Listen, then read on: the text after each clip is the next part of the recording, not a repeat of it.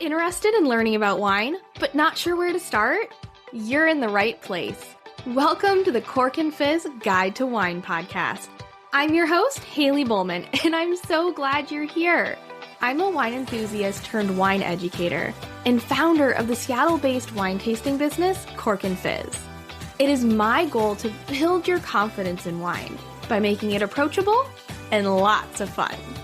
You can expect to learn everything from how to describe your favorite wine to what to pair with dinner tonight, and so much more. Whether you're a casual wine sipper or a total cork dork like myself, this podcast is for you. So grab yourself a glass and let's dive in.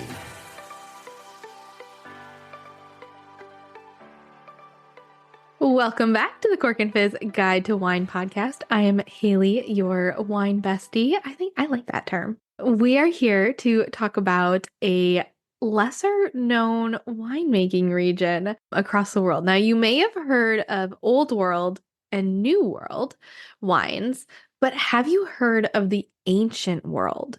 So Lebanon is part of this region of the world where winemaking truly began, not just where modern winemaking began, which is what many people would consider the Old World, which is basically Europe.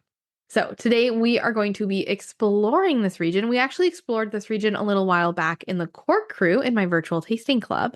And so I thought I'd cover on some of the basics of Lebanon. If you want to dive deeper into this region, you can actually watch the recording from the Cork Crew. If you join as a member, you get access to the full library of all the tastings we've ever done in the Cork Crew once you become a member. So if you're interested in doing that, head to corkandfizz.com/the Cork Crew and you can check it out. But now let's talk about Lebanon a little bit. So as always, I always like to start with a little bit of history. So as I mentioned, Lebanon is considered part of the ancient world, aka they've been making wine here for pretty much forever. Historians date winemaking all the way back to the 2700s BC with the Phoenicians. At the time, wine was a valuable export item, so it could be traded for gold with Europe. And if that was still the case today, I'd be very, very rich. There's a ridiculous amount of wine in my basement right now. And I'd be more than happy to do those promotion events for different wineries if they gave me wine if I could trade it back for gold, right? Fortunately, that's not the case anymore. But within Lebanon, there is the port of Byblos. And this port made Byblos, the city, a wine center, both for production and trading. And fun fact, Byblos is actually the world's oldest continuously inhabited city. And, they have wine to thank a little bit for that. You'll also find a surprisingly intact temple to the god of wine, Bacchus, in the city of Baalbek, Lebanon, that dates back to the 2nd century. So lots of history, right? So if this area has such a long history of winemaking, why isn't it as popular as some of the regions like France, Italy, and Spain that we think of today for making wine? Well, big surprise, politics and war are the reason for that. In the 16th century, the Ottoman armies swept southward across the eastern Mediterranean, including Lebanon, and from then, wine consumption and production were prohibited by Sharia law. It wouldn't be until the 19th century that non-Muslims, primarily Christians, were finally permitted to make wine for ceremonial purposes. In 1857, Jesuit priests founded Chateau Cassara. This winery still exists today, and it is considered to be the start of the modern wine industry in Lebanon. Okay, that's a little bit of history for you. I think it's always so cool to kind of dive in and think about where it all started.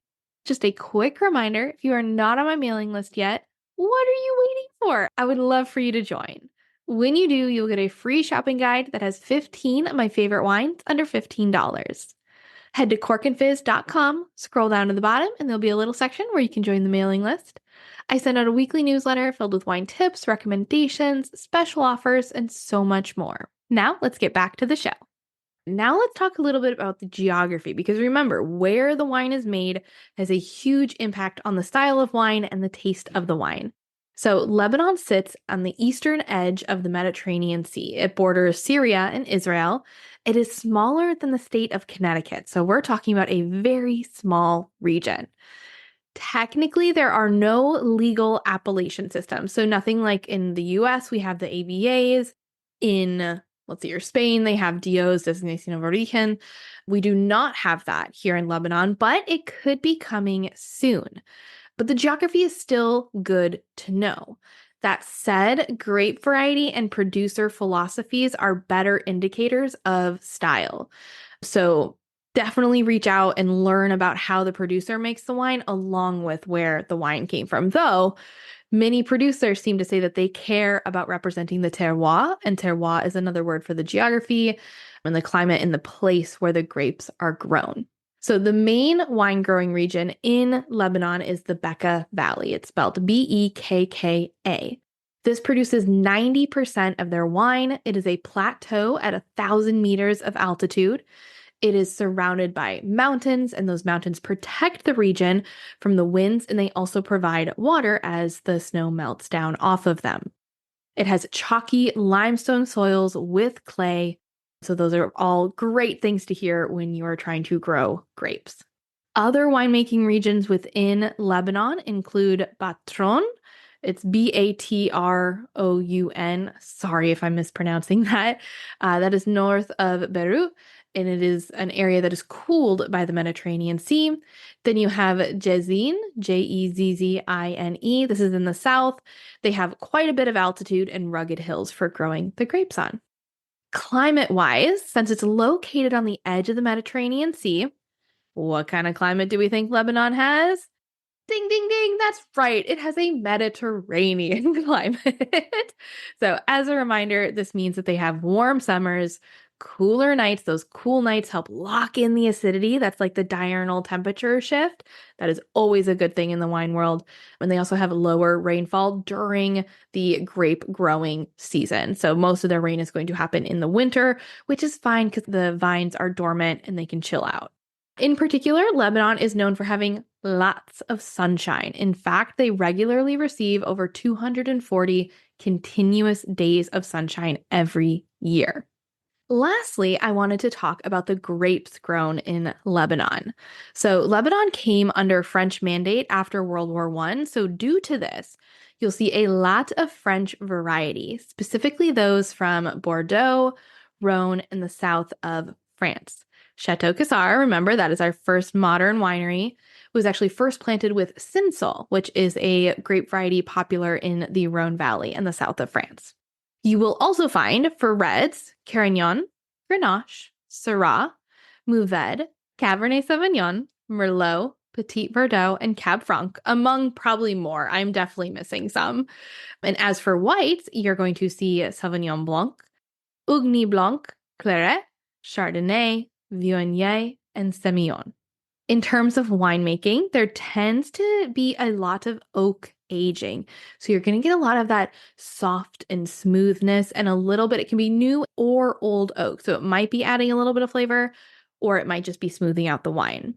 They do a lot of French blends, and these are super important for the region. So French blends, meaning they do a lot of blending of those French grapes into a single, style of wine. That's what we call a blend. These are powerful, rich reds balanced with this bright acidity. This also means that the buyers are familiar with these varieties. So if they say that this is a Cabernet Sauvignon Syrah blend, as a buyer, most people are familiar with those wines, and so it makes them more likely to try it because they're familiar with it. It is also common to blend Bordeaux grape varieties, so that would be Cabernet Sauvignon and Merlot, Cabernet Franc, with Rhone varieties. This would be like Grenache, Syrah, Mourvedre, Carignan, right? These are typically kept separate in the French world. You know, you have the Bordeaux blend and the Rhone blend. Here in Lebanon, they often blend those together, which I think is super fun.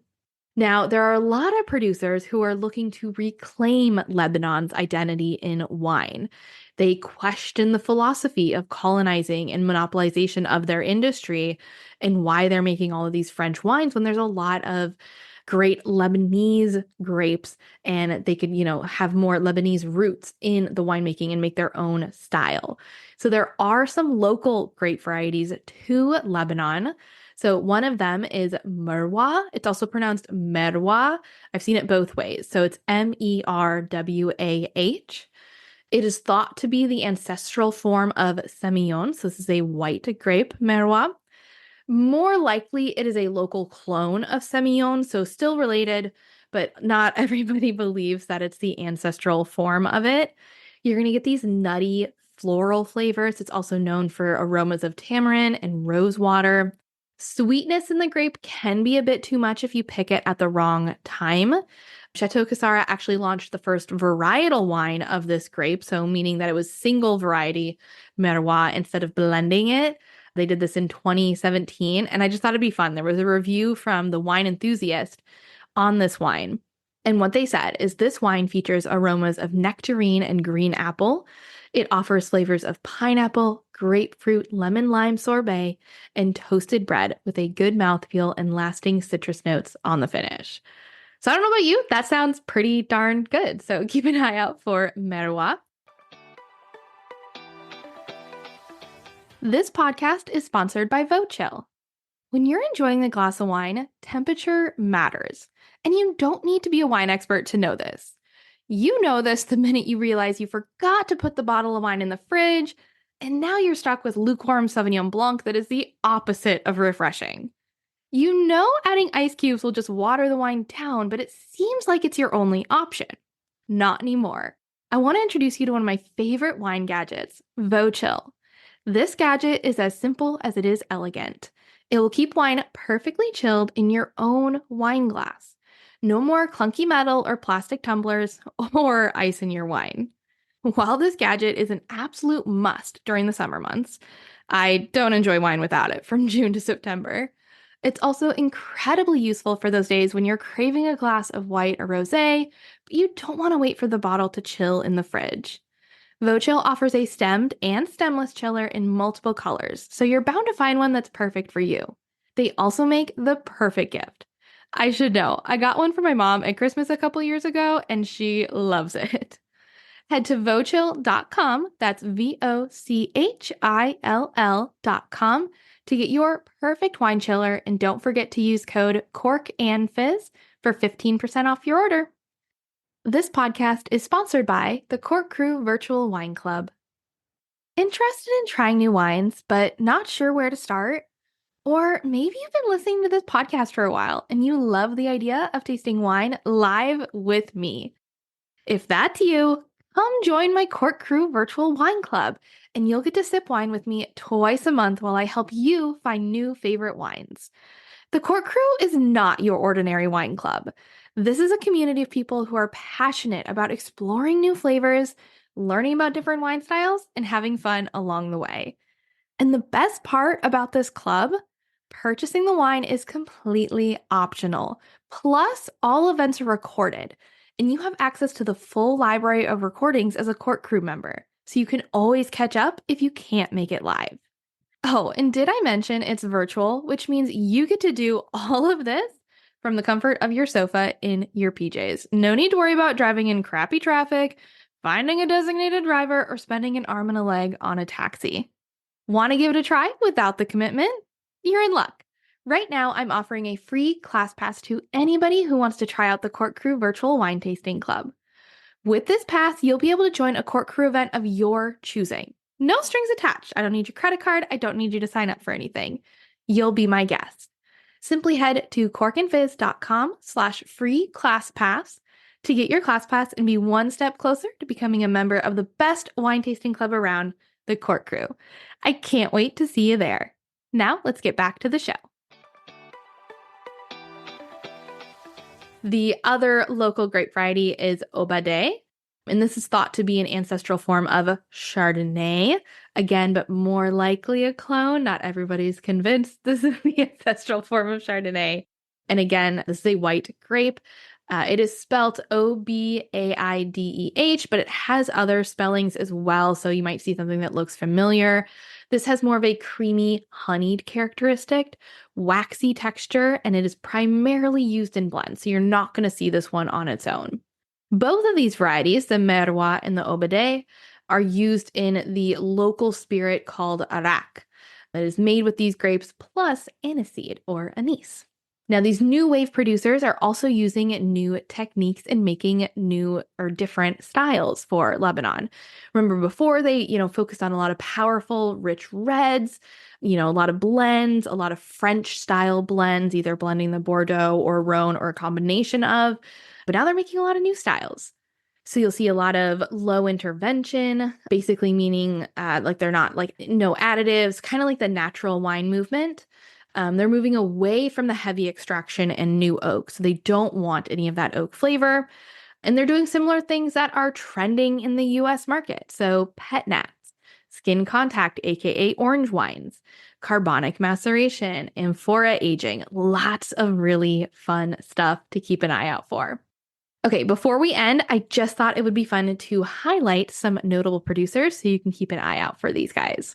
Now, there were only 5 wineries in operation at the end of the Lebanese Civil War, which ran from 1975 to 1990.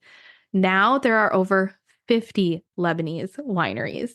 So producers to look out for. First one, of course, we've mentioned it a couple times here, but Chateau Kasara. This is Ksara, founded in 1857 by Jesuit priests, basically founded the modern wine industry, and it is the largest producer in the nation. The most popular producer out of Lebanon, the one you've probably heard of if you've ever had Lebanese wine, would be Chateau Moussard. The first plantings were in the 1930s. They are the best known Lebanese producer in the US, which is ironic because they're not as well known in Lebanon, which is very interesting. During Lebanon's Civil War, so again, between 1975 and 1990, the winemaker focused on exporting to the UK. This led to early recognition in the 1970s, and they started to earn supporters. There were lots of reasons for this. For one thing, the winemaker was incredibly charismatic. So just, wanting to support him and learning from him and making that connection.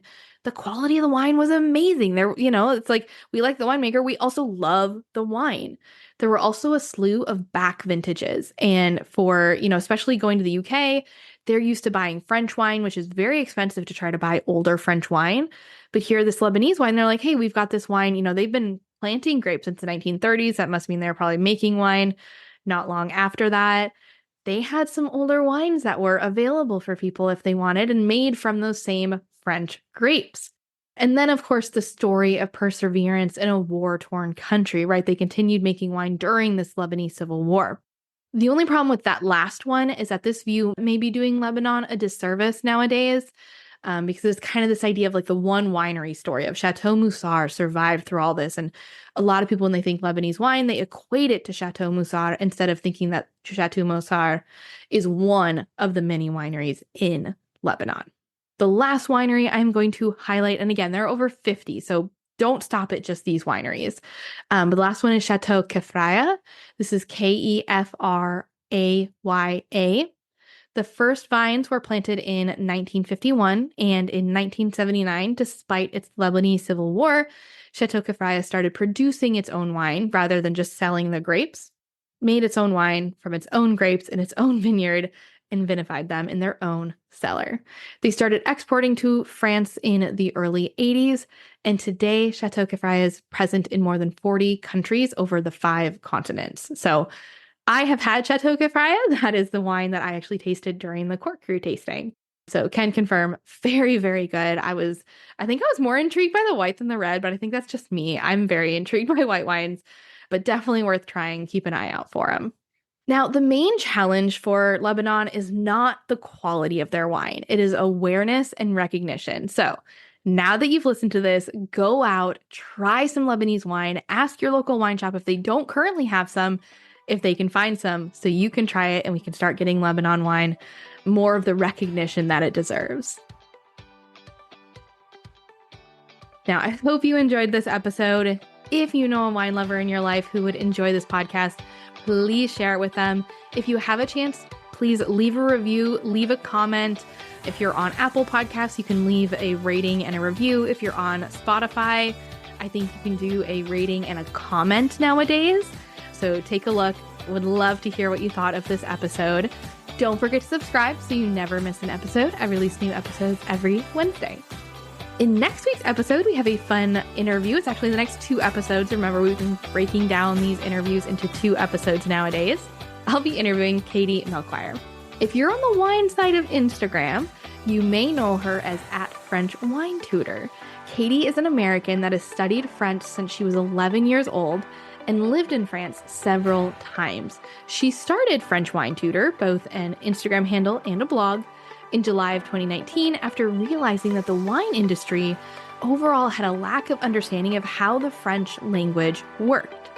The idea was that once more people understood French wine, the more they'd be interested in drinking it. So I'll be talking to Katie about her journey from America to France and how she fell in love with wine. We'll also get plenty of tips from her about finding affordable French wine and traditional food pairings. And of course, she's going to give us a crash course on some of those tricky French wine terms that we see on the bottle and have no idea what they mean or how in the heck to pronounce them. So thanks again for listening. If you want to learn more about wine, come follow me @CorkandFizz on Instagram. And if you're interested in exploring new wines just like these Lebanese wines and joining an incredible community of wine lovers, be sure to sign up for my virtual tasting club, The Cork Crew. Head to corkandfizz.com/free class pass to come check it out and get a tasting for free. Cheers!